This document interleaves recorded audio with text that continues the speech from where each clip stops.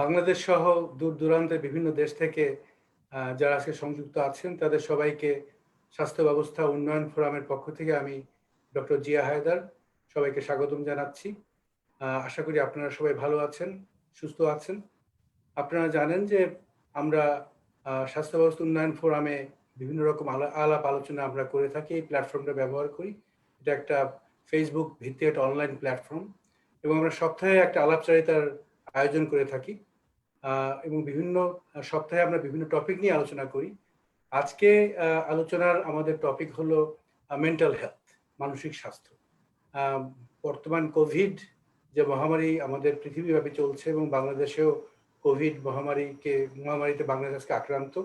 এই মহামারীর ফলে মানসিক স্বাস্থ্যের কি অবস্থা এবং সেখান থেকে আমরা কিভাবে পরিত্রাণ পেতে পারি সেই দিক নির্দেশনা আমরা কিছু আলোচনা করব। তাছাড়াও মানসিক স্বাস্থ্য আমাদের দেশের স্বাস্থ্য ব্যবস্থার মধ্যে কি অবস্থায় আছে, মানসিক স্বাস্থ্যটা ঠিক আছে কিনা, এটা নিয়ে আমাদেরকে একটু আজকে আলোচনা করার আমাদের ইচ্ছা আছে। এই আলোচনা করার জন্য আমাদের সাথে আজকে তিনজন বিশেষ অতিথি উপস্থিত আছেন। আমাদের সাথে আছেন professor doctor Jhunu Shamsun Nahar. Professor Nahar উনি আছেন বঙ্গবন্ধু মেডিকেল বিশ্ববিদ্যালয়, ডিপার্টমেন্ট অফ সাইকিয়াট্রি অ্যান্ড সাইকোথেরাপিতে উনি আছেন। আমাদের সাথে আছেন ডক্টর হেলাল উদ্দিন আহমেদ। ডক্টর আহমেদ কাজ করেন ইনস্টিটিউট অফ মেন্টাল হেলথ, ওখানে department of child and adolescent সাইকিয়াট্রিতে ডক্টর আহমেদ কাজ করেন। এছাড়া আমাদের সাথে আছেন ডক্টর তাজদিক হাসান। ডক্টর তাজদিক হাসান একজন রিসার্চার, উনি রিসার্চ ডিরেক্টর হিসেবে কাজ করছেন department of mental health, Johns Hopkins ইউনিভার্সিটিতে। প্রফেসর নাহার, ডক্টর হেলাল এবং ডক্টর তাজদিক, আপনাদের তিনজনকেই স্বাস্থ্য ব্যবস্থা উন্নয়ন ফোরামের পক্ষ থেকে আজকের আলোচনায় আমি আমন্ত্রণ জানাচ্ছি। ধন্যবাদ। তো প্রথমেই আমরা যে ব্যাপারটা নিয়ে একটু আলোচনা করতে চাই, আমাদের আজকে আলোচনার প্রসঙ্গ, দুটো প্রসঙ্গে আমরা আলোচনা করব। একটা হলো যে আমাদের যে কোভিড মহামারীর যে সমস্যা চলছে পৃথিবীব্যাপী এবং আজকে বাংলাদেশে আজকেও আমি ডেটা দেখলাম যে সংক্রমণ এবং মৃত্যু হার যদি আমরা দেখি এটা ঊর্ধ্বগতির দিকেই আছে। পিক, আমরা এপিডেমিওলজিতে পিক শব্দটা উচ্চারণ করি, পিকে আমরা আসলে কবে পৌঁছাবো এটা এখনো সঠিকভাবে আসলে আমার মনে হয় না যে কোনো বিশেষজ্ঞ বলতে পারবেন। তো আমাদের দেশ সাফার করতেছে এবং আপনারা জানেন যে এই কোভিডের জন্য অনেক পরিবার এবং পরিবারের সদস্যরা আইসোলেটেড আছেন, অনেকে কোয়ারেন্টাইনে আছেন, অনেক সদস্যরা যারা কোভিড আক্রান্ত ওনাদের সেবা শুশ্রূষা করার জন্য অন্যান্য সদস্যরা অনেক ভোগান্তির শিকার হচ্ছেন, হাসপাতালে জায়গা পাচ্ছেন না, ঘরে চিকিৎসা কিভাবে করবেন ওনারা জানেন না, অনেকে ওনাদের নিকট আত্মীয় স্বজন হারাচ্ছেন। আমি আমার আম্মাকে হারিয়েছি এপ্রিল মাসের 23 তারিখে। আমার মতো অনেকেই মা, বাবা, ভাই, বোন, কাছের বন্ধুদেরকে হারাচ্ছে এবং এটার সবকিছুর একটা মানসিক স্বাস্থ্যের উপরে একটা বড় ধরনের প্রভাব পড়ছে। এছাড়াও আপনারা জানেন যে স্কুল বন্ধ, কলেজ বন্ধ, বাচ্চারা ঘরে বসে আছে, ওরা ওদের বন্ধুদের সাথে যেতে পারছে না, ওরা ক্লাসরুমে যেতে পারছে না, অনেকে অনলাইনের মাধ্যমে ক্লাস করতেছে, এটা ওদের জীবনে হয়তো নতুন কিছু, এটাও বাচ্চাদের যে মানসিক স্বাস্থ্য তার উপরে একটা ব্যাপকভাবে প্রভাব ফেলছে। এছাড়াও আপনারা জানেন আপনারা ডাক্তাররাও অনেকে এখন প্র্যাকটিস করতে পারছেন না, আয় কমে গেছে, যারা নিম্নবিত্ত বা নিম্ন মধ্যবিত্ত অনেকে চাকরি হারিয়েছেন বা অনেকে চাকরি হারানোর ভয়ের মধ্যে, আতঙ্কের মধ্যে সবসময় আছেন এবং এই লাইভলিহুড থেকে যে ওনারা কষ্ট পাচ্ছেন এরও একটা বড় প্রভাব ওনাদের মানসিক স্বাস্থ্যের উপরে আছে।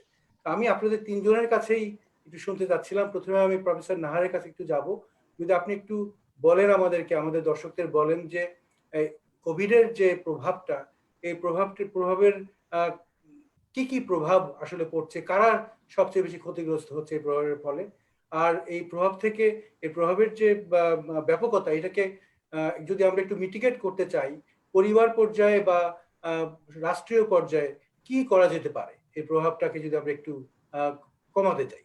আপনার কাছে যাচ্ছি প্রফেসর নাহার। ধন্যবাদ জিয়া হায়দার।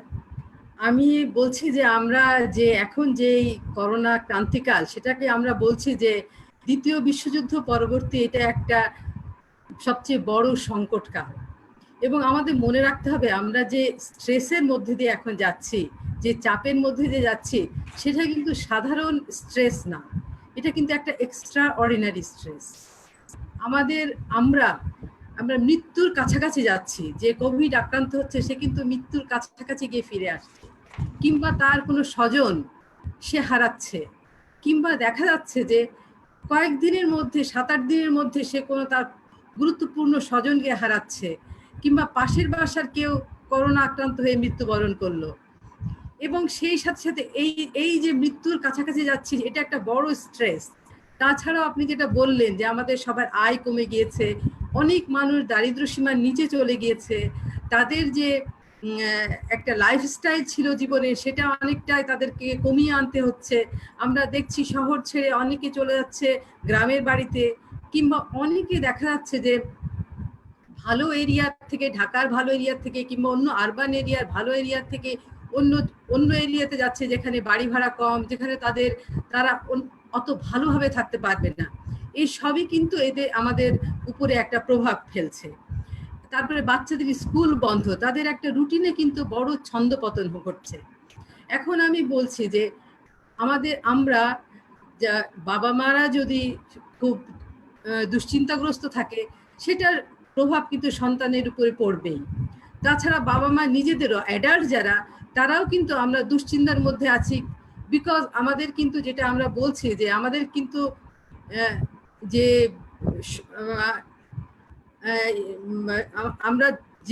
আমরা যেটুকু আমরা আছে আমাদের স্বাস্থ্য ব্যবস্থায়, সেটাকে নিয়ে আমরা যে খুব সন্তুষ্ট হতে পারছি এই মুহূর্তে, তা হয়তো না। কারণ আমাদের কোভিড টেস্ট বাড়াতে হবে, আমরা যদি কোভিড পজিটিভ যদি হই, সেটা আমরা কখন, কোথায়, কিভাবে আমরা টেস্ট করব সে সম্পর্কেও আমরা জানতে পারছি না। তারপরে কোভিড পজিটিভ হবার পরে আমি কোথায় গিয়ে চিকিৎসা নিব, সাথে তারপরে আমাদের শুধু যে কোভিড তা না, যারা নন কোভিড পেশেন্ট তাদেরও যদি কোনো ইমার্জেন্সি ঘটে, তখনও সে কোথায় যাবে, কোন হাসপাতালে যাবে।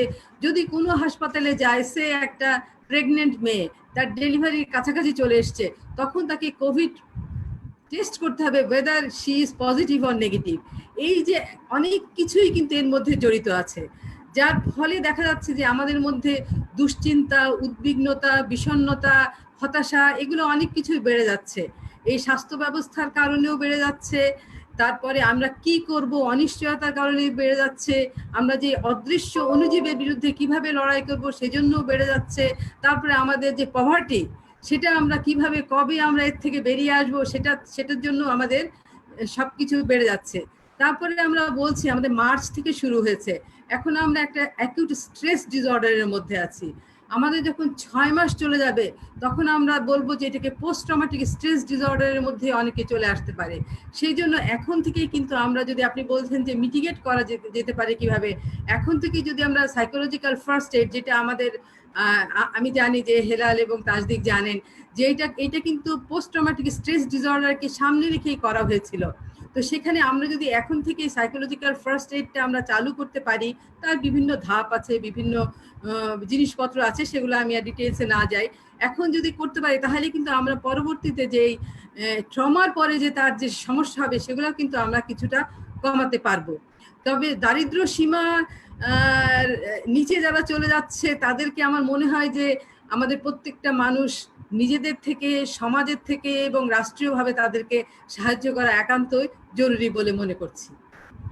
প্রফেসর নাহার, আপনার কি মনে হয়, আপনার কাছে জাস্ট আরেকটা ব্যাপার একটু আমি জানতে চাচ্ছিলাম, আপনার কি মনে হয় যে এই যে নেগেটিভ যে ইম্প্যাক্ট অন মেন্টাল হেলথ কোভিডের কারণে, এই প্রভাবটা কোনো জেন্ডার ভেরিয়েশন আছে, যে মহিলারা বেশি ভুগছে, পুরুষরা কম, বা পুরুষরা বেশি, মহিলারা কম, অথবা ছোটদের উপরে প্রভাবটা বেশি হচ্ছে বড়দের চেয়ে?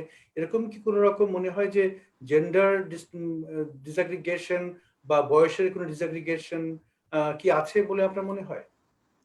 আসলে আমরা যখন দেখেছি, আমরা নর্মাল ভাবে দেখেছি, নর্মাল সিচুয়েশনে দেখা যায় যে মহিলাদের স্ট্রেস কপিং কম। মানে যেহেতু মহিলারা বাসায়, বেশিরভাগ মহিলা আমাদের দেশে এবং বিদেশেও দেখা যায় যে মহিলারা বাসায় কাজকর্ম করে এবং বাইরে কাজ করলেও তারা কিন্তু তাদের স্পাউসদের উপরে, হাজবেন্ডের উপরে বেশ নির্ভরশীল থাকে, এবং বাইরের যে স্ট্রেসগুলো সেগুলো বেশিরভাগ ক্ষেত্রে ছেলেরাই সামলায় সেই ঝাপটাগুলো। তো সেই ক্ষেত্রে দেখা যায় যে বাইরের স্ট্রেসের ক্ষেত্রে ছেলেদের স্ট্রেস কোপিংটা ভালো। কিন্তু এই ক্ষেত্রে আমি বলবো যে যেখানে এখানে আমরা ঠিক এটা গবেষণার দরকার, সেখানে তার দিক আপনি ভালো বলতে পারবেন। এই ক্ষেত্রে আমরা দেখা যাচ্ছে যে কোভিডের ক্ষেত্রে জেন্ডারের একটা ব্যাপার, যে কোভিড আক্রান্ত হওয়ার ক্ষেত্রে এবং মৃত্যুর ক্ষেত্রে দেখা যাচ্ছে যে পুরুষরা বেশি আক্রান্ত হচ্ছে এবং পুরুষরা বেশি মৃত্যুবরণ করছে। সেই পরিপ্রেক্ষিতে আমরা গবেষণা এভিডেন্স বেসড এর মাধ্যমে হয়তো বলতে পারবো, হয়তোবা হতে পারে যে এই স্পেশাল সিচুয়েশনে পুরুষরা বেশি উদ্বিগ্নতায় ভুগতেও পারে। আর তাছাড়া বাচ্চাদের উপরে তো একটা মা বাবা যদি দুশ্চিন্তাগ্রস্ত থাকে, বাচ্চাদের উপরে পড়বে।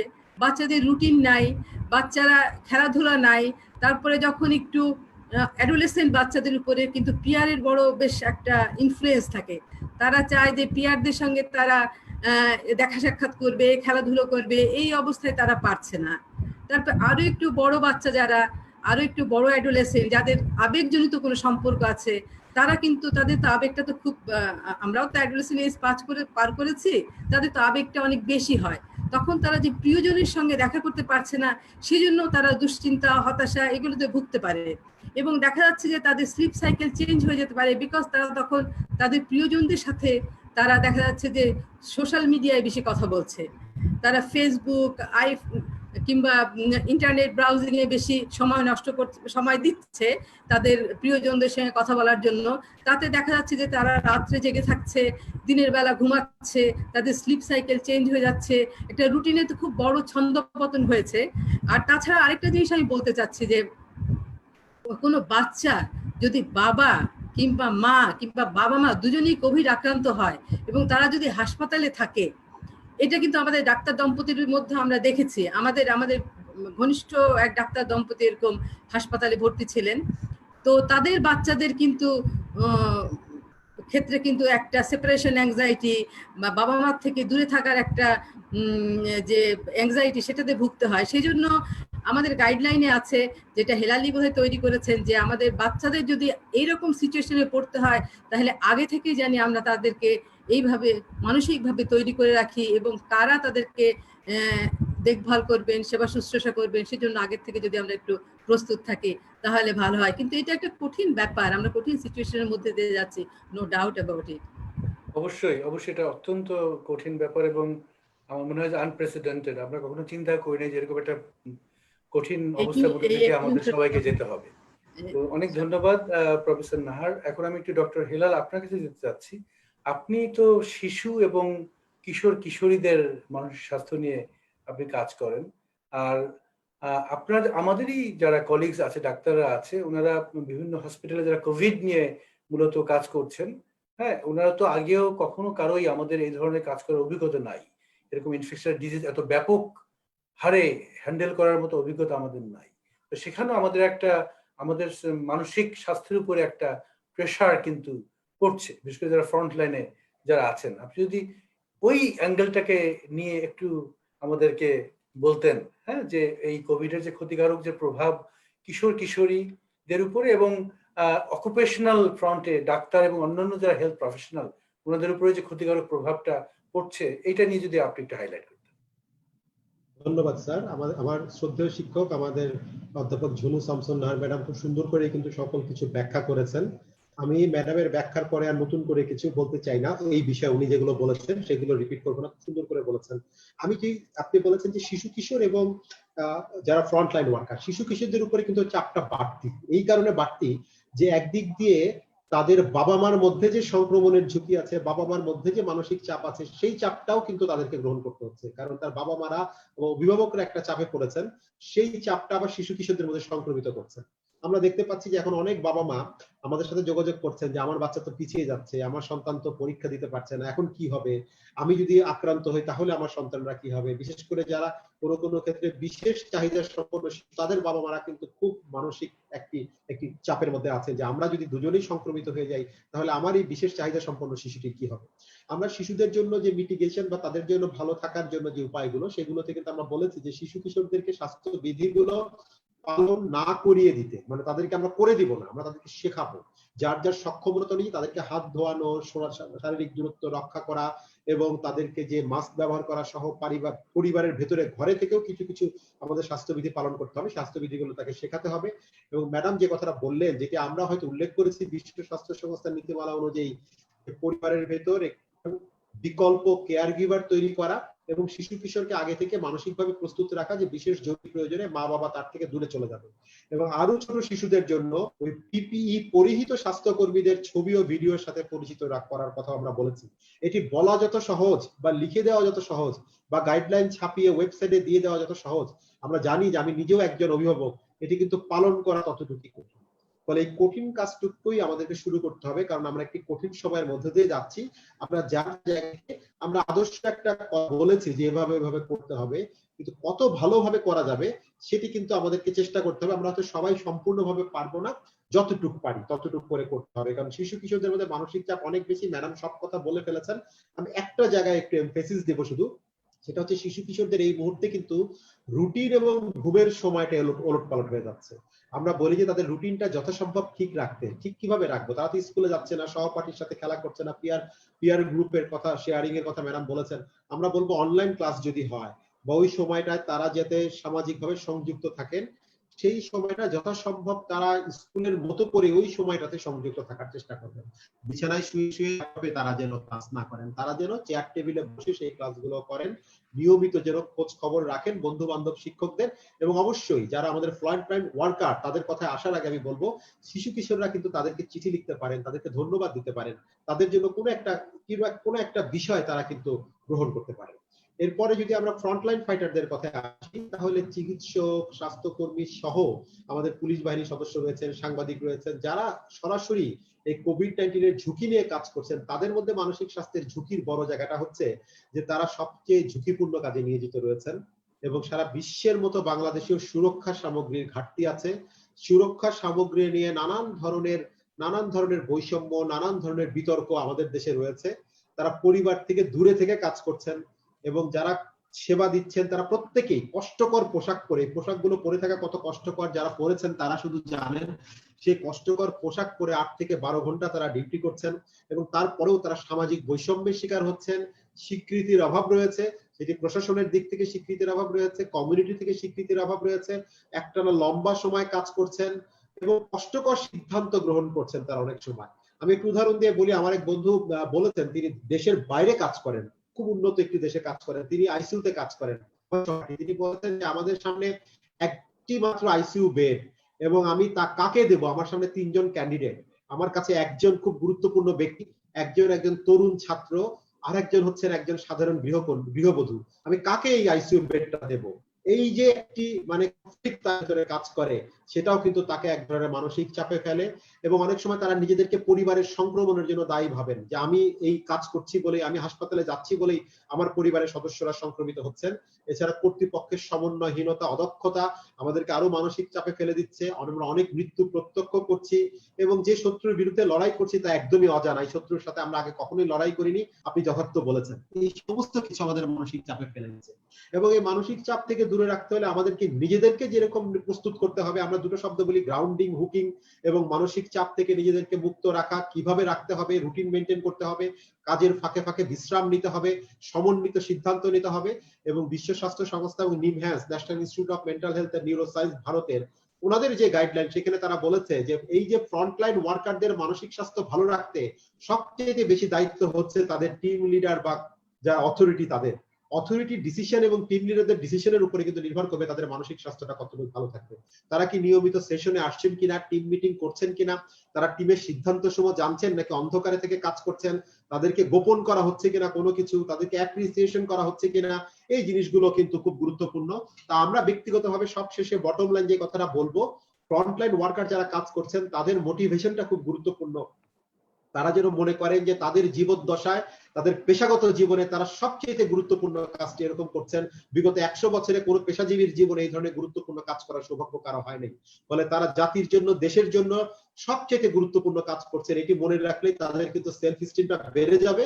আর একটি বলবো, নিজের যত্ন নেবেন, নিজের মনের যত্ন নেবেন। এবং কোভিড-19 রোগটি, এটি আমাদের এক শ্রদ্ধেয় বড় ভাই একটা রুমি ভাই, অনেকেই চেনেন, উনি মার্কিন যুক্তরাষ্ট্রে আছেন। উনি বলেছেন যে কোভিড-19 মোটেই একটি স্প্রিন্ট না, 100 মিটার রেস না, এটি হচ্ছে একটি ম্যারাথন।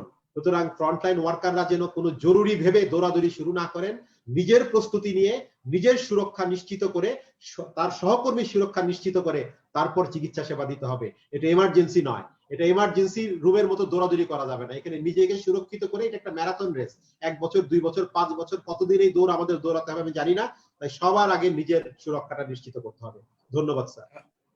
আমি একটা কথা এই প্রসঙ্গে অনেক সময় বলে থাকি, সেটা হলো যখন আমরা এয়ারলাইনে ভ্রমণ করি, প্লেন টেক অফ করার পরে যখন আমাদেরকে ওই সুরক্ষার ব্যাপারে যখন গুরুরা আমাদেরকে বলে, তখন বলে যে অক্সিজেনের অভাব হলে পরে এই যখন অক্সিজেন মাস্কটা পরবে আগে নিজেকে সুরক্ষিত করবে। নিজেরটা পড়বে। হ্যাঁ, নিজেটা করার পরে তারপর ছোট বাচ্চা বা যাদেরকে হেল্প লাগবে তাদেরকে হেল্প করো। আমার মনে হয় যে ওই উদাহরণটা এখানে খুব যথাযথ কাজে লাগে। ডক্টর হেলাল, আপনি খুব ভালোভাবে বর্ণনা করেছেন ফ্রন্টলাইন ওয়ার্কারদের সুরক্ষার ব্যাপারটা।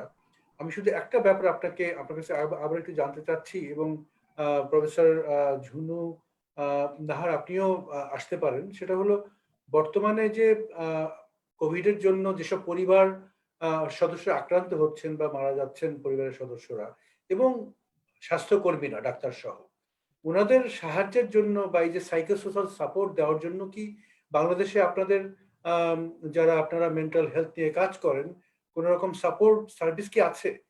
থাকলে পরে কি একটু বলবেন আমাদেরকে এই সাপোর্ট সার্ভিস সম্পর্কে?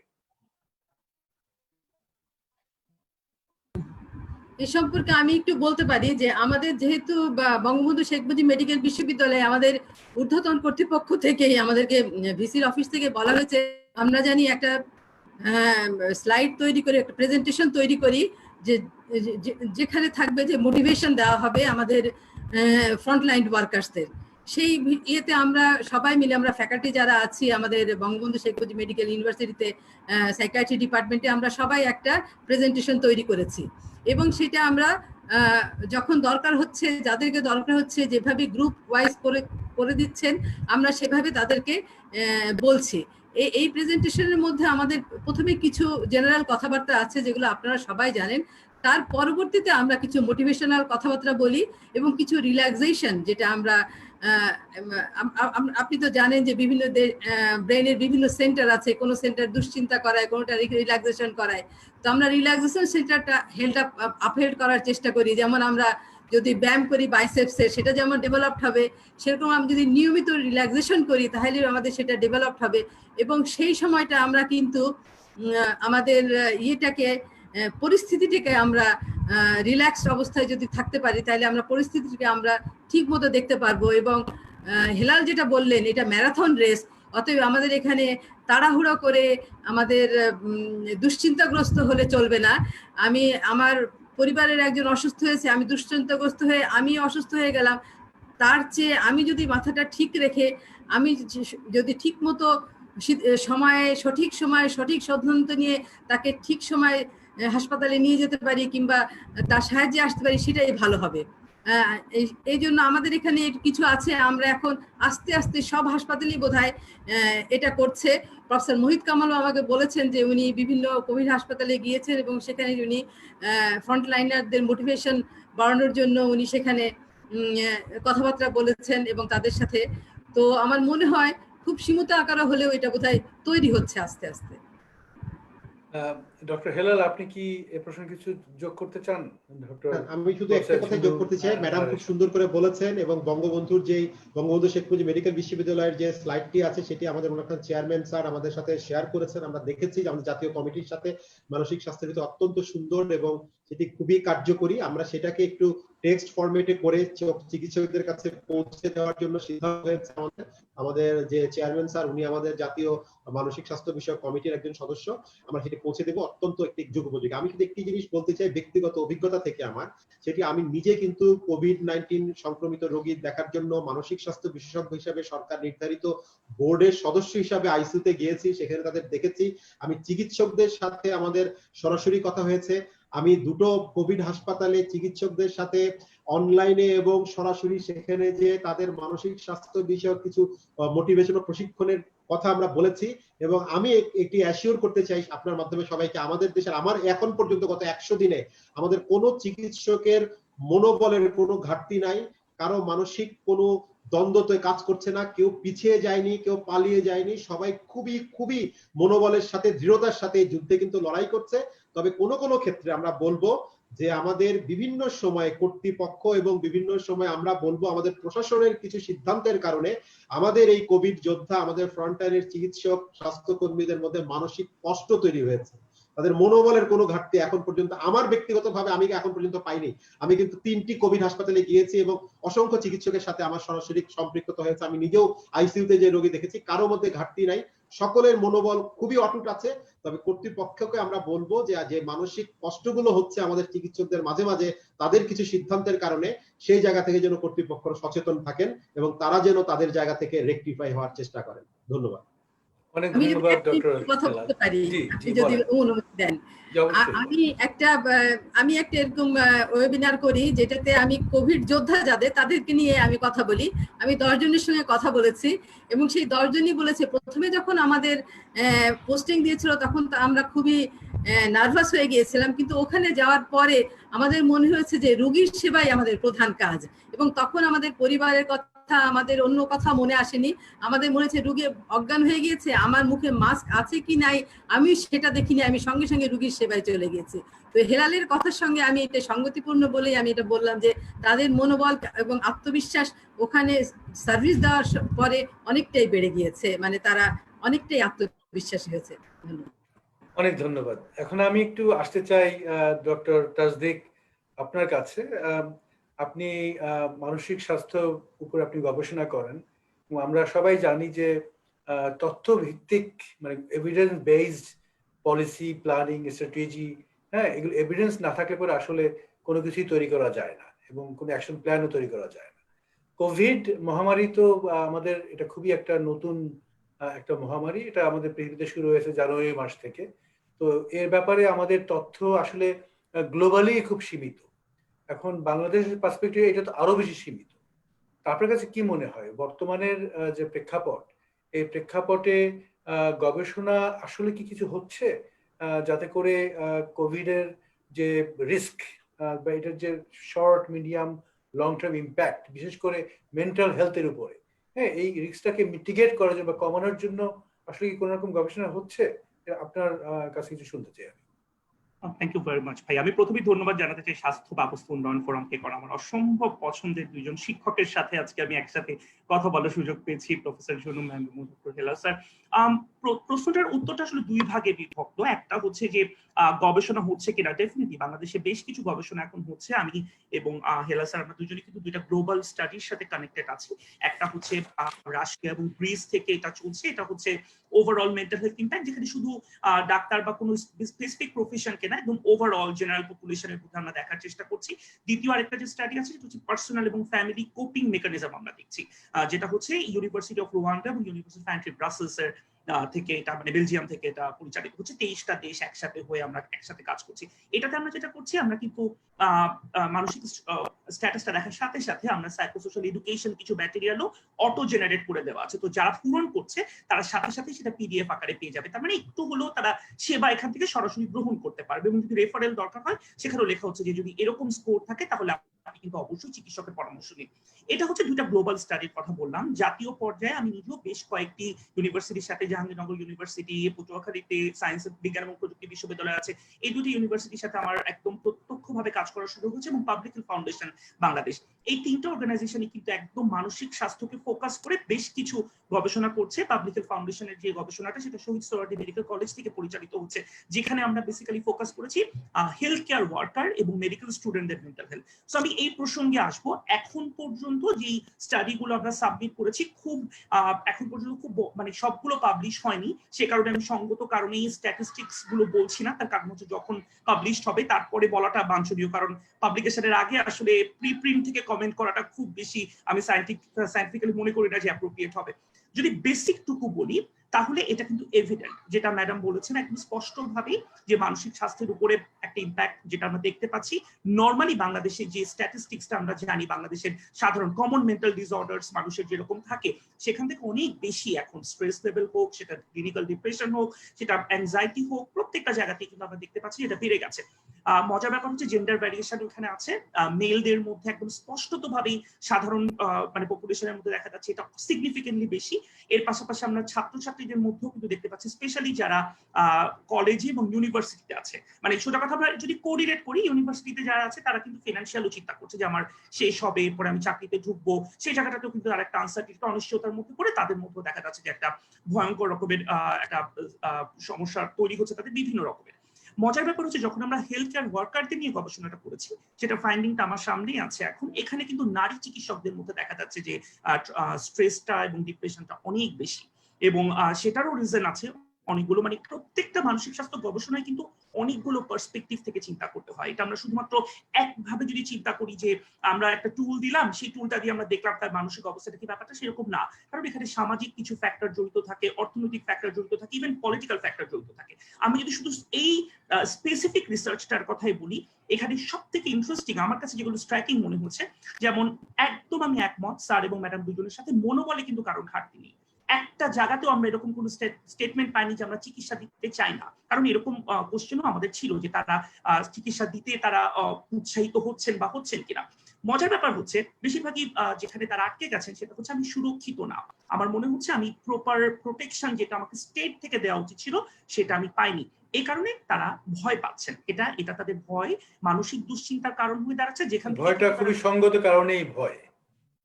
এটা একটা রিজন। আরেকটা ব্যাপার হচ্ছে যে তাদের যে বিভিন্ন ইনকনসিস্টেন্ট যে ডিসিশনটা স্ট্রংলি কিন্তু তাদের প্রোটেকশনের পাশাপাশি তাদেরকে কোনো সুরক্ষার, সামাজিকভাবে সুরক্ষাও প্রদান করতে পারছে না, যে সোশ্যাল স্টিগমা গুলো মধ্যে দিয়ে তারা যাচ্ছে। আমরা নিজেরাই দেখেছি যে ডাক্তারকে বাসা থেকে বের করে দেওয়া হচ্ছে, ইট পাটকেল ছোড়া হয়েছে, সেই জায়গাটুকুতে কতটুকু স্ট্রংলি রাষ্ট্র থেকে ভূমিকা নেওয়া হয়েছে সেই জায়গাটাতেও কিন্তু তাদের অনেক প্রশ্ন আছে যে আমরা কেন স্টেট থেকে প্রোটেক্টেড হচ্ছি না, যে প্রোটেকশনটা আমাদের সামাজিকভাবে সামাজিক সুরক্ষার একটা অংশ হওয়ার দরকার ছিল। আরেকটা ইন্টারেস্টিং ফাইন্ডিং আমাদের চোখে পড়েছে এই গবেষণাটা থেকে, এবং আমরা যখন কথা বলেছি সামাজিকভাবে ডাক্তারদের মধ্যে, অনেক ডাক্তারদের মধ্যেই কিন্তু এই জায়গাটা কাজ করছে, অ্যাপ্রিসিয়েশনটা। কেউ কিন্তু প্রণোদনা বা টাকা এই জায়গাটা নিয়ে চিন্তা করছেন না, তারা চিন্তা করছেন যে তারা যেই কষ্টটা এখন করছেন, যে অমানসিক ঝুঁকিটা তারা নিচ্ছেন, সেই ঝুঁকিটার এগেনস্টে তারা সোশ্যালি সামাজিকভাবে তারা অ্যাপ্রিসিয়েটেড হচ্ছেন কিনা। খুব ইন্টারেস্টিং একটা জায়গা আমরা দেখেছি যে নিজস্ব আমাদের কমিউনিটির মধ্যে, ডাক্তার কমিউনিটির মধ্যেও কিন্তু বেশ কিছু জায়গা তৈরি হয়েছে যেখানে ডিসকাস করা সম্ভব। তার কারণ হচ্ছে আমরাই অনেক তথ্য বিশ্বাস করছি, যে তথ্য বা যেটা আমাদের বিশ্বাস করা উচিত না, আমরা অনেক সায়েন্টিফিক জিনিসকে ভেরিফাই না করে সেটা আমরা গিয়ে কথা বলা শুরু করছি, এবং এই প্রত্যেকটা জিনিস কিন্তু মানসিক স্বাস্থ্যের উপরে ইম্প্যাক্ট ফেলছে। কারণ যখন ইনকনসিস্টেন্ট তথ্য আমার সামনে আসবে তখন আমি আমার নিজের কাজটা থেকে অনেকখানি দূরে সরে যাবো, আসলে কোনটা আমি বিশ্বাস করবো। যে প্রফেসরকে আমি এত বছর ধরে বিশ্বাস করতাম বা তার থেকে আমি পড়েছি, হঠাৎ করে যে দেখি যে আমি পেপারে দেখতে পাচ্ছি, সায়েন্টিফিক পেপারে দেখতে পাচ্ছি একটা ড্রাগকে বলা হচ্ছে এটা ব্যবহার করার দরকার নেই, অথচ তিনি বলছেন যেটা ব্যবহার করতে হবে, তখন আমি কোনটা বিশ্বাস করবো? আমি কি আমার শিক্ষককে বিশ্বাস করবো নাকি সায়েন্টিফিক এভিডেন্সটাকে আমি বিশ্বাস করবো? সো এভিডেন্সের সাথে ফেইথের একটা ভয়ঙ্কর রকমের সম্পর্ক কিন্তু আমরা দেখতে পাচ্ছি। মজার ব্যাপার হচ্ছে এখানে ডাক্তারদের যখন জিজ্ঞেস করা হচ্ছে তারা কিন্তু শিক্ষকদের দিকেই ঝুঁকে যাচ্ছেন। তার কারণটা হচ্ছে আমরা এভাবেই আমরা সমাজে বড় হয়েছি, যে আমরা কিন্তু সবকিছুর উপরে বিশ্বাস করি যে আমার শিক্ষক যেটা বলছেন সেটাই আমাকে মানতে হবে।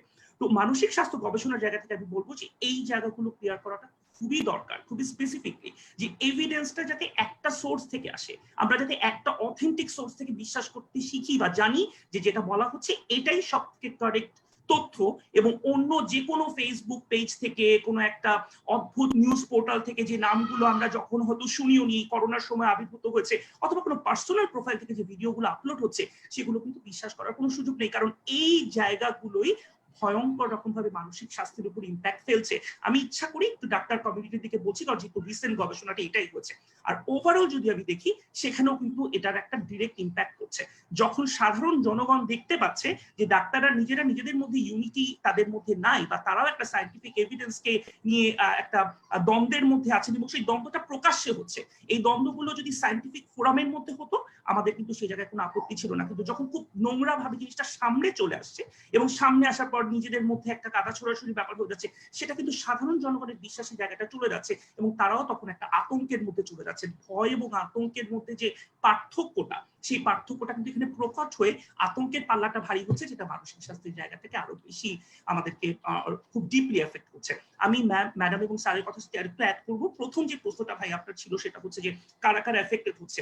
আমরা কয়েকটা জায়গা এড়িয়ে যাচ্ছি, যেমন যারা অলরেডি মানসিক স্বাস্থ্য সমস্যায় আছেন, সিভিয়ার মেন্টাল ডিসঅর্ডার যাদের আছে, তারা এই কোভিডের শুরু হওয়ার পর, এই মহামারীটা শুরু হওয়ার পর তারা কিন্তু আরো অ্যাক্টিভেটেড হতে পারেন। তাদের ট্রিটমেন্টের আমরা কি মেকানিজমটা নিতে পারছি? তারা যদি হসপিটালে যেতে না পারেন, তাহলে টেলিমেডিসিনে কি আসলে তাদের সেবা দেওয়া সম্ভব? সেই জায়গাটা আমাদেরকে ডিফাইন করতেই হবে। ডিসেবিলিটি, যারা ডিফারেন্টলি অ্যাবল, আমরা যদি মনে করি যে আমরা শুধুমাত্র অটিজমকে ডিসেবিলিটি ধরবো, তাহলে কিন্তু আমরা ভুল করবো। সব ধরনের ডিসেবিলিটিকে অ্যাড্রেস করে তাদের কি সিচুয়েশন, কোন কনটেক্সটে তাদেরকে কোন সেবাটা দিতে হবে, সেটাও কিন্তু আমাদের আলোচনা করতে হবে। প্রান্তিক ডক্টর তাজদিক, আমরা এই প্রসঙ্গে ফেরত আসবো। আমি জানি যে প্রফেসর ঝুনু নাহার ওনাকে আসলে একটু যেতে হবে, ওনারা একটা কমিটমেন্ট আছে।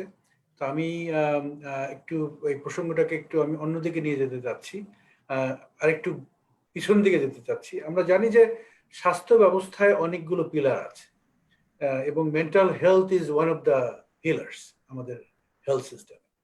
কিন্তু আমরা যদি আমাদের মেডিকেল এডুকেশনের দিকে তাকাই, মেডিকেল ডক্টর হোক বা নার্স হোক, সেখানে কারিকুলামে আমরা জানি যে মেন্টাল হেলথ, এখানে খুবই থিন, একেবারে নাই বললেই চলে। এখানে একটা দুর্বলতা অনেক বছর ধরেই এটা চলছে।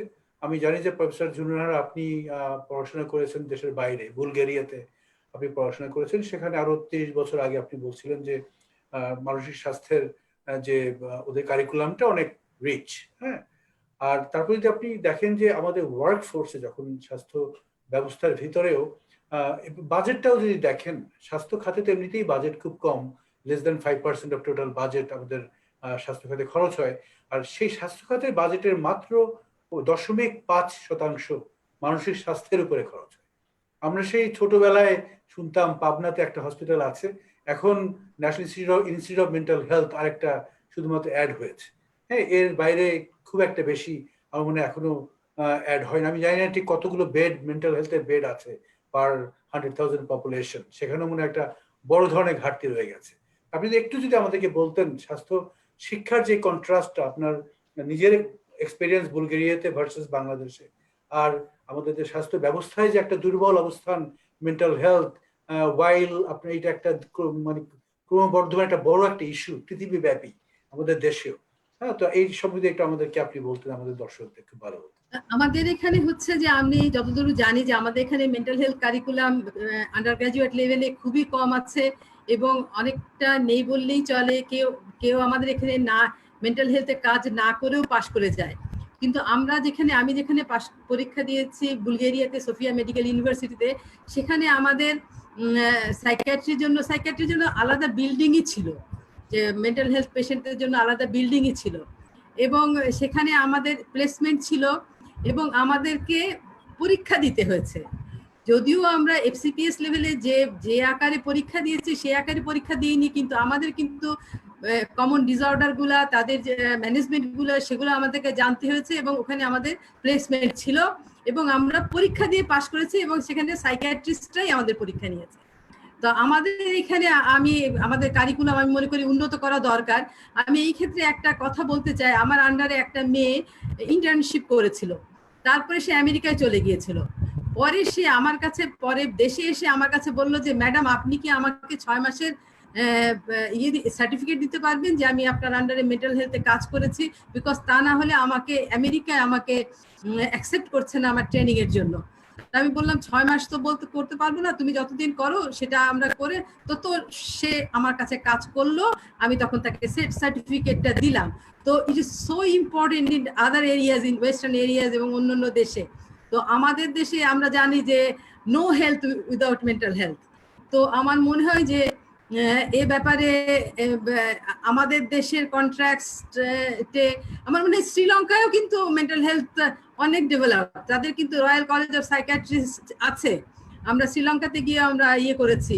তো আমাদের আশেপাশের দেশগুলা হয়তো আমাদের চেয়ে উন্নত আছে, এবং ওয়েস্টার্ন বিশ্ব, ইউরোপ, আমেরিকা, এগুলো তো এরা তো আছেই। তো আমি মনে করি যে আমাদের এখানে কারিকুলাম এটা বাড়াতে হতে পারে। আর আপনি যেটা বললেন, আমার আরেকটা কমিটমেন্ট আছে। তো আপনি যদি অনুমতি দেন তাহলে আমি আপনার কাছে এই অনুষ্ঠান থেকে বিদায় নিই। তবে আপনাদের সঙ্গে কথা বলে আমার খুবই ভালো লাগলো। তাসদিক আর হেলাল আমার তো খুবই প্রিয় একজন সন্তান তুল্য, এবং আপনার সঙ্গে আমার পরিচয় হয়ে খুবই ভালো লাগলো। ধন্যবাদ। অনেক ধন্যবাদ প্রফেসর ঝুনু নাহার, আপনার সাথে আশা করি দেখা হবে এবং একসাথে আমাদের এই মেন্টাল হেলথ নিয়েই কিভাবে এই মেন্টাল হেলথকে আমরা একটু শক্তিশালী করতে পারি বাংলাদেশে। কারণ এটার একটা, আমাদের তো এখন অনেক ট্রানজিশনের মধ্যে দিয়ে যাচ্ছি এবং ডিজিজ বার্ডেন যদি দিকে তাকাই, মেন্টাল হেলথের গুরুত্ব দিন দিন বেড়েই যাচ্ছে এবং আরো বাড়বে। আমাদেরকে মনে একসাথে কাজ করতে হবে, এটাকে কিভাবে উন্নয়ন করা যায়। আপনাকে অনেক অনেক ধন্যবাদ। আপনার অনেক অন্যান্য কমপ্লিমেন্ট থাকার পরেও যে আপনি সময় দিয়েছেন। ভবিষ্যতে আমাদের এই ফোরামেই আপনার সাথে আবার দেখা হবে। তো এখন আমি যেতে যাচ্ছি ডক্টর হেলাল আপনার কাছে। আপনি শুনলেন প্রফেসর ঝুনু নাহার, উনি ওনার নিজের এক্সপিরিয়েন্স দিয়ে বললেন বুলগেরিয়াতে এখন থেকে অনেক অনেক বছর আগে, হ্যাঁ, সেখানে মেন্টাল হেলথ বা সাইকিয়াট্রি অ্যাজ এ ডিপার্টমেন্ট কত সমৃদ্ধ ছিল। তো আপনার কাছে কি মনে হয় আসলে আমাদের প্রধান বটল নেক গুলো কোথায়? এটা কি আমাদের চিন্তার দারিদ্রতা, নাকি আমরা ভবিষ্যৎকে ঠিক ফোরকাস্ট করতে পারছি না, বা আমরা মেন্টাল হেলথটাকে ওই তাসদিক বলছিল যে স্টিগমা, হ্যাঁ, এটা পলিসি লেভেলেও কি এটা একটা স্টিগমার পর্যায়ে আছে? এখানে সোশ্যাল স্টিগমা তো আছেই, পরিবারের স্টিগমা আছে, এটা কি পলিসি লেভেলেও কি মেন্টাল হেলথ একটা স্টিগমাটাইজড হয়ে আছে যে এটা নিয়ে কেউ কথা বলছে না, এর উন্নয়নে কেউ কেউ কোনো কাজ করছে না, মনে করছে যে এখন যেভাবে চলছে এভাবেই চলবে? আপনি কি বলেন? জি জি স্যার, একদম সঠিক কথা বলেছেন। আমরা দুটো জিনিস বলবো। একটি হচ্ছে যে আমরা পলিসি লেভেল থেকে যদি আমাদের মাইন্ডসেটটাকে চেঞ্জ করতে না পারি, শুধু পলিসি না, সকল জায়গায়। আমি আমি স্যার একদম মানে আমার ছোটবেলার জীবনে ফিরে যাব, যেখানে আমি স্কুলে পড়েছিলাম যে সমাজের একক হচ্ছে পরিবার, সমাজের একক হচ্ছে পরিবার। এবং এই পরিবারের ভেতর থেকে, পারিবারিক জায়গা থেকে, পরিবারের জায়গা থেকে যদি আমরা বিষয়টাকে পরিবর্তন করতে না পারি, পরিবারের জায়গা থেকে যদি আমরা এই মানসিক স্বাস্থ্যকে গুরুত্ব দেওয়াটা না শিখি, তাহলে কিন্তু আমার সমাজকে পরিবর্তন করতে পারবো না। তখন কিন্তু সামাজিক ভাবে যে ট্যাবু বা এই যে একটা এক ধরনের কুসংস্কার বা মেন্টাল হেলথ একটি স্টিগমা, এই জায়গা থেকে আমরা বের হতে পারবো না। এটাও যেমন সত্যি, তেমনি আমরা দেখেছি আমাদের পলিসি মেকারদের মধ্যেও আমাদের যারা, আমরা যাদেরকে গুণীজন মনে করি, যাদেরকে আমরা মনে করি যে সমাজ পরিবর্তনের সহায়ক, যাদেরকে আমরা মনে করি নীতি নির্ধারণ পরিবর্তনের সহায়ক, তারা কিন্তু তাদের ব্যক্তিগত জীবনেও আমরা দেখেছি তাদের পরিবারের কোনো সদস্যের কোনো মানসিক স্বাস্থ্য সমস্যা হলে তারা আমার হাসপাতালে আসতে চান না।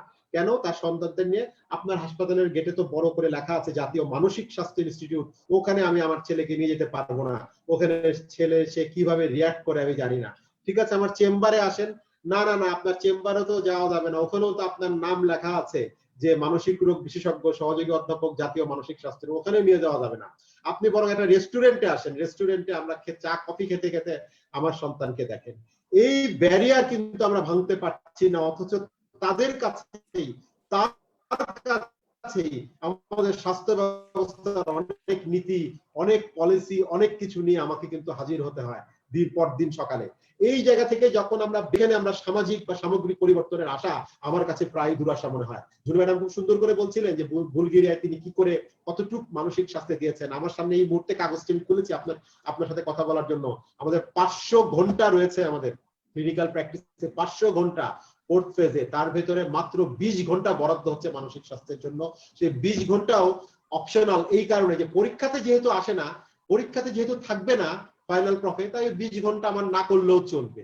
500 ঘন্টার ভেতর 20 ঘন্টা, যেটি WHO ডেফিনেশনে mental, physical, social, spiritual health, তাহলে 4 ভাগের 1 ভাগ আমাকে দিতে হবে মানসিক স্বাস্থ্যে। 500 ঘন্টার 4 ভাগের 1 ভাগ যদি আমরা করি, 125 ঘন্টা দেওয়া উচিত মানসিক স্বাস্থ্যে। সেখানে দিয়েছি আমরা 20 ঘন্টা আন্ডারগ্রেড কারিকুলামে, তাও পরীক্ষাতে রাখি নাই। এবং সেই কারণে শিশুরা, আমাদের শিশুই বলছি আর কি, আমাদের যারা ছাত্রছাত্রী এবিবিএস এর, ওরা কিন্তু এই পরীক্ষা এই ক্ষেত্রে তারা কিন্তু সেই ক্ষেত্রে আগ্রহী হয় না। এবং আমরা বলবো যে 1 সপ্তাহ বা 3 সপ্তাহের যে একটা ক্লিনিক্যাল পোস্টিং থাকে, সেটি থাকে 4র্থ বর্ষে, পরীক্ষাটা দিতে হয় 5ম বর্ষে, 4র্থ বর্ষে প্লেসমেন্ট, 5ম বর্ষের পরীক্ষা, 3য় 4র্থ বর্ষ মিলিয়ে ক্লাস। তার মানে পুরো জিনিসটা আমার আউট অফ ফোকাস। আমার পরীক্ষা দিতে হচ্ছে না, আমি 1 বর্ষে ক্লাস করছি, আর 1 বর্ষে ক্লিনিক্যাল সেটআপে যাচ্ছি, আর 1 বর্ষে আমি পরীক্ষা দিচ্ছি না। কি করে আমি মানসিক স্বাস্থ্যকে প্রাধান্য দিব? আমরা বলবো যে এটি আমাদের শুধু চিন্তার দৈন্যতা নয়, এটি আমাদের শিক্ষার দৈন্যতাও বটে। আমরা যত বড় শিক্ষিত হচ্ছি, সেই জায়গা থেকে আমরা বলবো যে আমরা আসলে পিছিয়ে যাচ্ছি। আমাদের সভ্যতার সংকট, এখানে রবীন্দ্রনাথের ভাষায় বলতে হয়, আমাদের এখন কিন্তু মানসিক স্বাস্থ্যকে গুরুত্ব না দেওয়াটা শুধু স্বাস্থ্য সংকট নয়, এটিকে আমি সভ্যতার সংকট হিসেবে বলতে চাই। আমরা সভ্যতাহীন একটি অবস্থায় চলে যাব।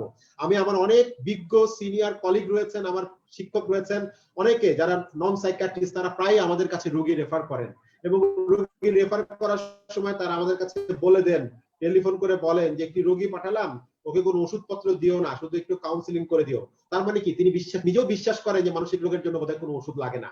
এই বিশ্বাস নিয়েই কিন্তু তিনি অনেক বড় চিকিৎসক হয়েছেন, এই বিশ্বাস নিয়েই তিনি কিন্তু বিজ্ঞানের জায়গা থেকে বড় বড় পোস্ট তিনি হোল্ড করছেন, কিন্তু তিনি নিজেও বিশ্বাস করেন মানসিক রোগের চিকিৎসায় কোনো ওষুধ লাগে না।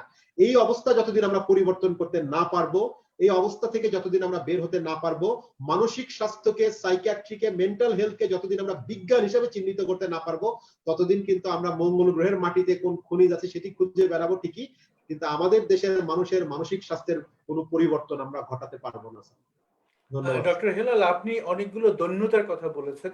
আমি আরেকটা দৈন্যতার ব্যাপারে আপনার কাছ থেকে একটু জানতে চাচ্ছি, সেটা হলো আইনগত দৈন্যতা আছে কিনা, লেজিসলেটিভ দৈন্যতা আছে কিনা। কারণ আমি জানি যে আমাদের দেশে যে মানসিক স্বাস্থ্য, দ্যাট ইজ গভর্ন বাই আপনার সেই লুনেসি অ্যাক্ট 1912 সালে করা হয়েছিল, ব্রিটিশ শাসন আমলে 1912 সালে করা হয়েছিল। তারপরে অ্যাক্টের কোনো পরিবর্তন কিন্তু আমরা এখন পর্যন্ত করতে পারি নাই।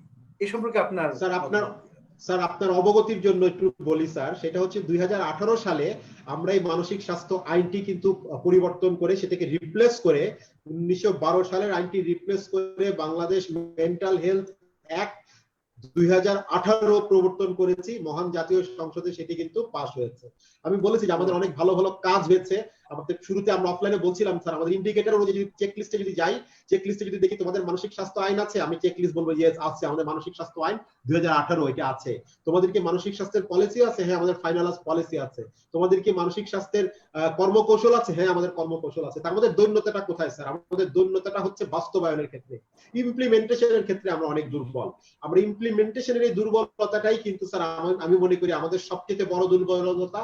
আমাদের আসলে স্যার আমরা অনেক কথা, ভালো ভালো কথা সব বলা হয়ে গেছে, আমাদের ভালো ভালো সব পলিসি, রিপোর্ট, কর্মকৌশল লেখা হয়ে গেছে, কিন্তু আমাদের ভালো কাজগুলো করতে আমাদের কেন যেন স্যার আমরা অনেকখানি পিছিয়ে আছি, অনেকখানি একটি দীনতার মধ্যে আমরা দিন কাটাচ্ছি, যে ভালো ভালো কাজগুলো আমরা করতে পারছি না। আমাদের কিন্তু 2018 সালে মানসিক স্বাস্থ্য আইন পাস হয়েছে স্যার, সুতরাং চেক লিস্ট অনুযায়ী হ্যাঁ আমাদের মানসিক স্বাস্থ্য আইন আছে স্যার। এটি কিন্তু আইনগত একটি ভিত্তি আমাদের আছে, যেটি অনেক উন্নত দেশেরও নাই, এবং আমাদের এই যে সাউথ ইস্টার্ন রিজিয়নের অনেক দেশেরও কিন্তু মানসিক স্বাস্থ্য আইনটি নাই।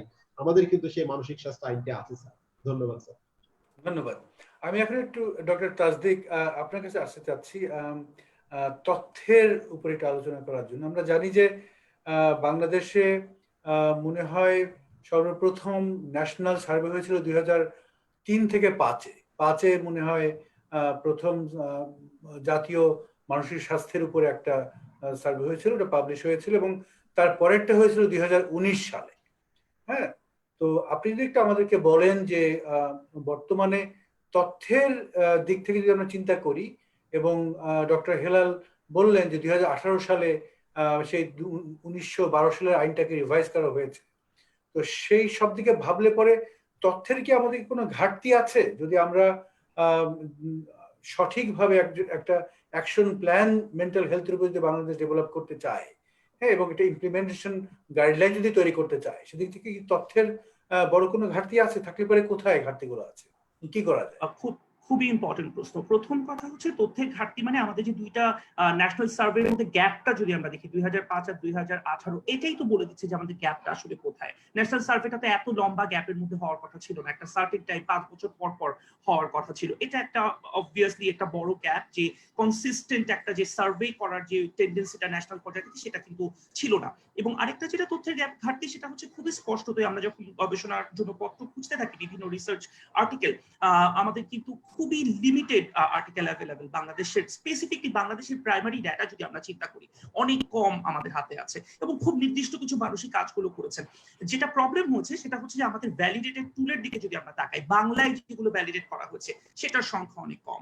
সে কারণে যেটা হচ্ছে ইনকনসিস্টেন্সি টুলের মধ্যে আছে। আমি একটা এক্সাম্পল যদি দিই, যে ডিপ্রেশন আমরা বিভিন্ন ভাবে কিন্তু দেখতে পারি, ক্লিনিক্যাল ডিপ্রেশন নট নেসেসারি যে আমাকে একটা টুল দিয়ে দেখতে হবে। তো যখন আমি একটা রিসার্চ যে কোনো একটা স্পেসিফিক টুল ব্যবহার করছি, আবার পরবর্তীতে আমি ভিন্ন একটা টুল ব্যবহার করছি, তখন আমি সেই দুটাকে কিভাবে কম্পেয়ার করবো, কারণ কম্পারিজন আমি দুটো ডিফারেন্ট টুলে করেছি। সো এই যে জায়গাগুলো, চিন্তার যে গ্যাপটা, এই কারণটা হচ্ছে আমাদের মানসিক স্বাস্থ্য নিয়ে গবেষকই তো অনেক কম। যারা গবেষণা করেছেন ক্লিনিক্যাল, তাদের কিন্তু বেশিরভাগেরই হচ্ছে ক্লিনিক্যাল জায়গাটা হচ্ছে প্রধান, সাইকিয়াট্রি হচ্ছে তাদের বেসিক, এবং তারা তাদের খুবই ব্যস্ত সময়ের মধ্যে থেকে এসেই কিন্তু রিসার্চ গুলো করেছেন। আমি কোনো কাউকে দোষারোপ বা ব্লেম গেমের মধ্যে যাব না। ইস্যুটা হচ্ছে যে এটা যদি রাষ্ট্রীয় পর্যায়ে থেকে আমাদের বাজেটে একটা অ্যালোকেশন করা থাকতো যে মানসিক স্বাস্থ্য গবেষণার জন্য এইটুকখানি টাকা বরাদ্দ আছে, যাতে যারা গবেষণা করবে তারা এই গবেষণাগুলো করতে পারে। যে গবেষণাগুলো হয়েছে বেশিরভাগ গবেষণা কিন্তু সেলফ ফান্ডেড, খুব অল্প গবেষণা বাংলাদেশে আছে মানসিক স্বাস্থ্যে যেগুলোতে ফান্ডিং দেওয়া হয়েছে। তাতে তথ্যের লিমিটেশনটা হয়ে গেছে এভাবে যে আমরা শুধু কিছু সার্ভে দেখেছি। এখনো কিন্তু কোভিডে আমরা যে গবেষণাগুলো করছি সবই ব্যক্তিগত উদ্যোগে এবং বেশিরভাগই অনলাইন সার্ভের মধ্যে। এখানে অনেক বড় একটা লিমিটেশন। অনলাইন সার্ভেতে যদিও একটা সোশ্যাল ডিস্টেন্সিং এর ব্যাপার আছে, অনেক কিছু আছে, সেটা আমি এখানে হয়তো আমরা কনসিডার করতে পারি। নর্মাল যদি আমরা সিচুয়েশন মানে কনটেক্সট আমরা চিন্তা করি, তাহলে যদি আমাদের হাতে ফান্ডিং না থাকে তাহলে কতদূর পর্যন্ত আমরা যেতে পারবো? তাহলে এই যে শুধুমাত্র নির্দিষ্ট সুপারফিশিয়াল কিছু ডেটা ছাড়া একদম ইন ডেপথ আমি যদি কোয়ালিটেটিভ স্টাডির কথা চিন্তা করি, লম্বা সময় নিয়ে আমাকে কিন্তু একটা ইন্টারভিউ নিতে হবে। আমি যদি টাকা না থাকে তাহলে আমি কাকে দিয়ে এটা করাবো যে তুমি 90 মিনিট 1 ঘন্টা 20 মিনিট ধরে বসে বসে স্টাডি তথ্য নিয়ে আসো, তারপর তাড়াহুড়ো করে চলে আসবে, কারণ ভলান্টারি কাজ দিয়ে আসলে সেটা করা সম্ভব না। আমি জাস্ট একটা এক্সাম্পল, আইসিডিডিআরবিতে যেখানে আমি 7 বছর কাজ করেছি, এখানেও কিন্তু এখন পর্যন্ত কোনো আলাদা করে সেন্টার ফর মেন্টাল হেলথ বা কোনো আলাদা রিসার্চ গ্রুপ নেই। আইসিডিডিআরবিতে যে গবেষকরা মানসিক স্বাস্থ্য নিয়ে কাজ করছেন তারা কিন্তু অন্য কোনো ডিপার্টমেন্টের আন্ডারে থেকে নিজস্ব আগ্রহ এবং উদ্যোগ নিয়ে কাজটা করছেন। এটা তো অনেক বড় গ্যাপ যে বাংলাদেশে সাউথ ইস্ট এশিয়ার যেটাকে আমরা রিসার্চ হাব বলছি, সেখানেও এখন পর্যন্ত মানসিক স্বাস্থ্যকে সেই জায়গাটা দেওয়া হয়নি যে জায়গাটা দেওয়া দরকার ছিল। এই কারণেই মানে গ্যাপগুলো, তথ্যের গ্যাপটা আমরা দেখতে পাই এবং আছেই ভয়ঙ্কর রকম ভাবে। এটাকে উত্তরণের জন্য কি করতে হবে সেটার জন্য অলরেডি আমার মনে হয় যে স্যারও বলেছেন, এবং যদি আমি আপনার প্রশ্নের দ্বিতীয় অংশটাতে আসি তাহলে প্রথম হচ্ছে ডেফিনেটলি বাজেটের এখানে কোনো বিকল্প নাই। একটা মানে বাজেটারি অ্যালোকেশন লাগবে এবং মানসিকতাটা যারা ডোনেশন দিচ্ছেন, ফান্ডিং দিচ্ছেন, তাদেরকে আসলে মুক্ত মনা হয়ে এখানে ফান্ডিংটা দিতে হবে। জেনারেস একটা ফান্ডিং আমাদের লাগবে। এবং আমরা যারা গবেষণা করছি আমাদেরকেও এটা চিন্তা করতে হবে, শুধুমাত্র সার্ভে করে কিন্তু আমরা বাংলাদেশের মানসিক স্বাস্থ্যের চেহারাটা বদলাতে পারবো না। এক্ষেত্রে আমাদের 100% ইন্টারভেনশনের প্ল্যান করতে হবে, কস্ট ইফেক্টিভ ফিজিবল ইন্টারভেনশন, যেগুলো দিয়ে আমরা আলটিমেটলি মানুষকে আসলেই উপকার করতে পারবো। যে তারা কোন ভাবে, একটু আগে অফলাইনে কিন্তু আমরা কথা বলছিলাম যে এই কোভিড এর সময় কিন্তু আমরা সবাইকে ড্রাগ প্রেসক্রাইব করতে পারছি না, অনেকেই মাইন্ডফুলনেস বা এরকম ডিফারেন্ট যেগুলো নিজেরা প্র্যাকটিস করে করতে পারি। আমি নিজেও WHO এর সাথে একটা গাইডলাইন তৈরির কাজে আমি সাহায্য করেছি, ডিরেক্টলি একটা টুল আমরা কাজ করেছি, একসাথে ডেভেলপ করেছি। সেখানেও কিন্তু সবই ব্যবহার করা হচ্ছে সেলফ কেয়ার, যে কিভাবে সেলফ হেল্প করা যেতে পারে, কিভাবে নিজে আস্তে আস্তে টেকনিকের মাধ্যমে, মানে যোগার কথাও কিন্তু বলা হচ্ছে অনেক জায়গায়। তো মজার ব্যাপারটা হচ্ছে যে এই জিনিসগুলো কিন্তু বাংলাদেশে অ্যাডাপ্টেড হতে হবে। আমি যদি এখন শুধু বাংলা ট্রান্সলেশন করে বলি যে হ্যাঁ কাজটা হয়ে গেছে, this is not enough. Adaptation একটা লেন্দি প্রসিডিউর, একটা কালচারাল ভ্যালিডেশন, যে আমি প্রত্যেকটা ওয়ার্ডিং কিভাবে চেঞ্জ করছি, এবং তাহলে কিন্তু আমি প্রপার একটা ইন্টারভেনশন বাংলাদেশের মানুষের জন্য তুলে দিতে পারবো সঠিক গবেষণার মাধ্যমে। আরেকটা ইম্পর্টেন্ট ব্যাপার হচ্ছে যখন আমরা গবেষণা করছি আমাদের মধ্যেও কিন্তু কোনো ধরনের যে না আমাকে আগে করতে হবে, তাড়াতাড়ি পাবলিশ করতে হবে, আমাকে একদম সবার থেকে ভালো করতে হবে, 1 বছরে 50টা পাবলিকেশন করতে হবে, এই জাতীয় চিন্তা ভাবনা করে চলবে না। মানে মানসিক স্বাস্থ্যের জায়গাটা খুবই খুবই এখনো বাংলাদেশে সবার কাজ করার সুযোগ আছে। আমরা যদি একটা নির্দিষ্ট একটা মেকানিজম ধরে আমরা সবার সাথে কোলাবোরেট করে জেনে কাজ করি যে আমরা কে কোনটা করছি, আমরা কিভাবে করছি, তাহলে কিন্তু বাংলাদেশকে আমরা প্রপার ওয়েতে এভিডেন্স আমরা তুলে দিতে পারবো। যে ক্ষেত্রে একাডেমিক এবং রিসার্চ প্রত্যেকটা জায়গায় একটা কম্বিনেশন দরকার। এলএমএইচ খুব ভালো একটা রোল প্লে করছে, আমরা যোগাযোগ করলেই কিন্তু সাহায্য পাচ্ছি, কেউ না কেউ আমাদেরকে সাহায্য করছেন, স্যার তো আছেনই, বিএসএমএমইউ আমাদেরকে সাহায্য করছে। এরকম ভাবে মনে হয় প্রত্যেকটা একাডেমিক ইনস্টিটিউটে মানসিক স্বাস্থ্যের গবেষণার জন্য একটা মুক্ত মন নিয়ে এগিয়ে আসতে হবে, এই জায়গাটাতে আমাদের কাজ করতেই হবে। সো এটা আসলে কোনো বিকল্প নেই। এবং আমাদের নিজেদের মধ্যেও আসলে এই যে একটা টক্সিক কম্পিটিশন বা একটা র্যাট রেস থাকে, যাচ্ছে এইখানে কোনো কাজ হয়নি তাহলে আমি যা ইচ্ছা তাই করে পাবলিশ করে দিব, এটা কিন্তু কোনোভাবেই করা যাবে না। তথ্যের এই জায়গাটা তো আবার চিন্তা করতে হবে যে কতটা অথেন্টিক গবেষণা আমি করে আমি তুলে ধরতে পারছি। অনেক ধন্যবাদ ডক্টর তাসদিক। ডক্টর হেলাল, আমরা তো আমাদের আলোচনা শুরু করেছিলাম কোভিড দিয়ে, এবং কোভিড দিয়েই আমরা আমাদের আলোচনা আজকে আমরা শেষ করতে চাই। আপনার কাছে আমি আমার শেষ প্রশ্নে আসি, একটু যেটা একটু প্র্যাকটিক্যাল ইমপ্লিকেশন এই মুহূর্তে একটু যেটা বেশি আছে। আপনি জানেন যে আমরা সবাই তো আসলে একটা পরিবর্তিত পরিস্থিতির মধ্যে দিয়ে যাচ্ছি। আমরা কেউই এই ধরনের পরিস্থিতি আগে মোকাবেলা করিনি। আমাদের ঘরের ভিতরে, ঘরের বাইরে, আমাদের ওয়ার্কিং প্লেসে, সব জায়গাতেই একটা পরিবর্তন। তো এই পরিবর্তনের সাথে খাপ খাওয়াতে যে আসলে আমরা মানসিক ভাবে ভারসাম্য ধরে রাখাটা আসলেই খুব কঠিন একটা ব্যাপার। যেমন আমি এখন ঘরের মধ্যে বসে কাজ করছি, যেটা আমি কখনো করি নাই, আমার এই অভ্যাসটা নাই।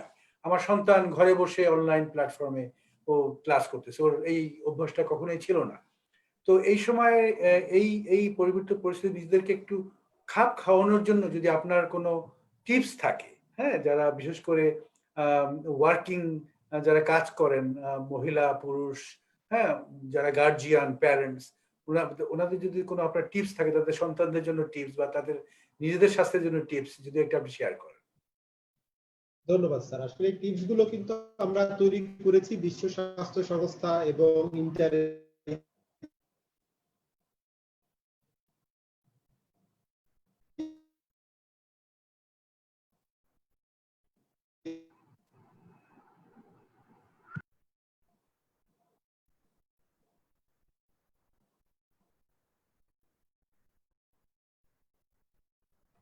আমরা মনে হয় ডক্টর হেলালকে হারিয়ে ফেলেছি, না? ওনার ওনার ইন্টারনেটে মনে হয় একটু সমস্যা হচ্ছে। জি জি, নেটওয়ার্কে একটু সমস্যা হচ্ছে। স্ট্যান্ডিং কমিটি যারা আছে তাদের যে গাইডলাইন মেনে আমরা তৈরি করেছিলাম কিছু টিপস বাংলায়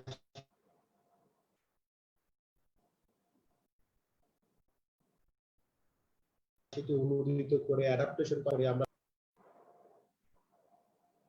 আসলে আমরা ডক্টর হেলালকে মনে হয় হারিয়ে ফেলেছি, উনি ডিসকানেক্টেড হয়ে গেছেন। আমাদের আসলে আলোচনার শেষ পর্যায়ে আমরা চলে এসেছিলাম। আমার মনে হয় আমরা শেষ করব। তো দর্শক, আপনাদের মনে হয় ভালো লেগেছে আজকের আলোচনা, আমরা অনেক কিছু শিখলাম। ডক্টর হেলাল মনে হয় ফেরত এসেছেন আবার। ডক্টর হেলাল, আপনি শুনতে পাচ্ছেন? জি স্যার, আমি শুনতে পাচ্ছি স্যার। হ্যাঁ, আপনি তাহলে বলেন। আচ্ছা, ধন্যবাদ স্যার। আমরা বলছিলাম যে টিপস গুলোর কথা বলছিলেন, এই টিপস গুলো কিন্তু আমরা বিশ্ব স্বাস্থ্য সংস্থা ইন্টেলিজেন্স স্ট্যান্ডিং কমিটির ওদের আলোকেই আমরা টিপস গুলো বাংলায় অনুবাদ করে অ্যাডাপ্টেশন করে তৈরি করার চেষ্টা করেছি। এবং তাসদিক দ্বীপ তিনি নিজেও কিন্তু তার কিছু সংগঠন এবং তার জায়গা থেকে আত্মহত্যা বিরোধী এবং স্বাস্থ্যকর্মীদের মানসিক স্বাস্থ্য ভালো রাখা নিয়ে অনেকগুলো টিপস কিন্তু এর মধ্যে তৈরি করেছেন, সেটি অনলাইনে আমরা দেখেছি। অত্যন্ত ভালো টিপস। আমি আপনার মাধ্যমে দর্শকদের জন্য সাধারণ কয়েকটি টিপস যদি এখন বলি, সবগুলো হয়তো বিস্তৃত বলতে পারবো না। প্রথমত একটি হচ্ছে যে আমরা বলবো আমাদের মাইন্ডসেটটাকে পরিবর্তন করতে হবে। মাইন্ডসেটের পরিবর্তনের প্রথম জায়গাটা হচ্ছে আমরা লকডাউন, ঘরবন্দি এই শব্দগুলো যাতে কম ব্যবহার করি। এটি আমাদের কালচারের শব্দ নয় এবং আমরা এই শব্দগুলো ব্যবহারও করতে চাই না। আমরা ঘরবন্দি বা লকডাউন যাই বলি না কেন, এটি আমাদের মধ্যে একটা নেগেটিভ নোশন তৈরি করে। আমরা বলবো আমরা ঘরেই মুক্ত আছি, ঘরেই নিরাপদ আছি। আমরা বলবো ঘরে থাকুন, নিরাপদ থাকুন, ঘরে থাকুন, সুস্থ থাকুন, ঘরে থাকুন, কোভিড সংক্রমণ থেকে মুক্ত থাকুন। তাহলে একটা পজিটিভ নোশন আমাদের মধ্যে চলে আসে। যখনই আমি ঘরবন্দি, লকডাউন বলি, তখনই আমার কিন্তু একটা মানসিক চাপ বেড়ে যায়। আমরা বলি বাইরের পৃথিবীটা কারাগার, আপনার ঘরটা মুক্ত, এই ঘরের ভিতরে আপনি ভালো আছেন, সুস্থ থাকেন এবং সুস্থ থাকার চেষ্টা করেন। আমরা ঘরে থেকে অনেক সময় মনে করছি যে আমরা কোনো কাজ করছি না, হোম অফিস মানে কিছু না, আমার কাজের জায়গাটা বন্ধ আছে। আমরা বলি না, আপনি আপনার জীবনের সবচেয়ে গুরুত্বপূর্ণ কাজটি এখন করছেন, সেটি হচ্ছে ঘরে থাকা। ঘরে থাকার অর্থেই আপনি নিজেকে বাঁচিয়ে রাখছেন, পরিবারকে বাঁচিয়ে রাখছেন, আপনার দেশকে বাঁচিয়ে রাখছেন। তার মানে ঘরে থাকাটা আপনার জন্য সবচেয়ে গুরুত্বপূর্ণ কাজ। এইভাবে আমরা মাইন্ডসেটটা চেঞ্জ করব। আর কতগুলো ডিরেক্টিভস আমরা দেই, সেটি হচ্ছে আমরা কোনো গুজবে কান দেব না, অসমর্থিত সূত্র বা ফেসবুক দেখে আমরা কোনো সিদ্ধান্ত নেব না। তাসদিক দ্বীপ খুব সুন্দর কথা বলেছে, আমার গবেষণা বা ক্লিনিক্যাল ট্রায়াল অথবা আমার ক্লিনিক্যাল অবজারভেশনের জন্য আমরা যেন প্রেস কনফারেন্স অথবা ফেসবুককে বেছে না নিই, আমাদের যেন পিয়ার রিভিউড জার্নালে আমরা সেগুলো প্রকাশ করি। আর কতগুলো বিষয় আছে এই সময় আমরা যেন কোনো আনএথিক্যাল কাজ না করি। ওষুধ কোম্পানির সাথে যোগ সাজসের মাধ্যমে আমরা যেন কোনো ওষুধের প্রচারণায় আমার কোনো শিক্ষক বা আমাদের কোনো ঊর্ধ্বতন চিকিৎসকরা যেন সেই জায়গাতে সেই ধরনের কোনো অনৈতিক কাজে লিপ্ত না হন, সেটিও কিন্তু আমাদের মধ্যে মানসিক চাপ বাড়ায়। আমরা কিন্তু হতবিহ্বল হয়ে যাই, কোনটা বইয়ের কথা পড়বো, গাইডলাইনের কথা পড়বো, না আমি সেই শিক্ষক যে ওষুধ কোম্পানির ব্যানার পিছনে লাগিয়ে কথা বলছেন সেটা শুনবো। সেই জায়গা থেকেও আমার মনে হয় আমাদের নিজেদের মানসিক স্বাস্থ্যটাকে ভালো রাখতে হবে। আমরা বলবো ঘরের ভিতরে পরিবারের সদস্যদের সাথে গুণগত সময় দিতে হবে, গুণগত সময় দিলে আন্তরিকতা বাড়বে। পশ্চিমা বিশ্বের ওয়েস্টার্ন সোসাইটির বহু জার্নালে আমরা দেখেছি যে পারিবারিক সহিংসতা বেড়েছে, সেটাকে প্রপোজিশন করে আমরা আমাদের সমাজে চাপিয়ে দেবো, এটা কিন্তু হবে না। এমন হতে পারে যে আমাদের সমাজে এই কোয়ারেন্টাইনের সময় অথবা এই যে ঘরে থাকার সময়টাতে আমাদের সমাজে আন্তরিকতার পরিমাণ বেড়েছে, আমাদের পারিবারিক সম্প্রীতি হয়তো বেড়েছে, আমরা জানি না, আমাদের তো গবেষণা নাই। পশ্চিমা গবেষণার উপর ভিত্তি করে গেল রক করে আমাদের সমাজের সহিংসতা বেড়েছে, এটা মনে করার কোনো কারণ নেই। আমরা পরিবারের ভেতরে সহিংসতার বদলে সমমর্মিতা তৈরির চেষ্টা করব। আমরা বলবো সারাদিন করোনা করোনা করা যাবে না, আমরা করোনার বাইরেও যে জীবন আছে সেই জীবনকে উপভোগ করার চেষ্টা করব, ব্যক্তিগত কাজগুলো করব, এবং যারা হোম অফিস করছেন তাদের জন্য আমরা বলি যে হোম অফিসটি অফিসের মতোই করতে হবে। চেয়ার টেবিলে বসে ল্যাপটপ নিয়ে বসে আমরা কাজ করব, আমরা বিছানায় কাত হয়ে শুয়ে শুয়ে পাশে মোবাইল ফোন রেখে সেই কাজটি করব না।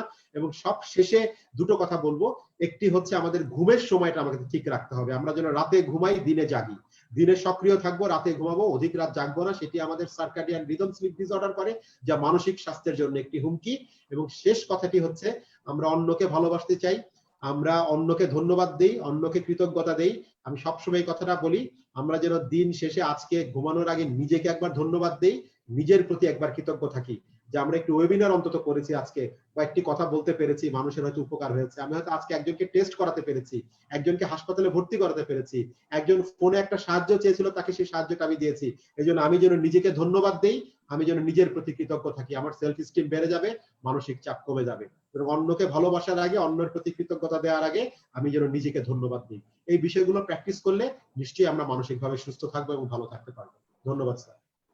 অনেক ধন্যবাদ ডক্টর হেলাল, অনেক ধন্যবাদ ডক্টর তাসদিক। স্বাস্থ্য উন্নয়ন ব্যবস্থা উন্নয়ন ফোরামের সকল সদস্য, আমাদের সবার পক্ষ থেকে আপনাদেরকে আমি অনেক ধন্যবাদ জানাচ্ছি। সত্যি কথা বলতে আমি নিজেও আজকে আলোচনা থেকে অনেক কিছু শিখলাম, অনেক কিছু শেখার ছিল আপনাদের কথা থেকে। কারণ এই মানসিক স্বাস্থ্য নিয়ে কথা আসলে আমরা নিজেরাও খুব একটা বলি না, আমরা খুব একটা বেশি শুনিও না। আমার মনে হয় আমাদেরকে বলতেও হবে এবং শুনতেও হবে এবং আমাদের শিখতে হবে। আমাদের এই স্বাস্থ্য ব্যবস্থাকে পরিবর্তন করতে হবে। হ্যাঁ, পরিবর্তিত স্বাস্থ্য ব্যবস্থায় আমাদের এই মানসিক স্বাস্থ্য, এটা যে একটা ফিউচার চ্যালেঞ্জ, এখন থেকে 10 বছর বা 20 বছর পরে এই চ্যালেঞ্জটাকে আমরা কিভাবে ফেস করব, আমাদের যে মানসিক স্বাস্থ্যের যে পরিবর্তন হচ্ছে, হ্যাঁ, যে চাপ তৈরি হচ্ছে, হ্যাঁ, সেটাকে আমরা কিভাবে ফেস করব সোসাইটি হিসাবে, দেশ হিসাবে, এগুলো নিয়ে আমাদেরকে অনেক ভাবতে হবে।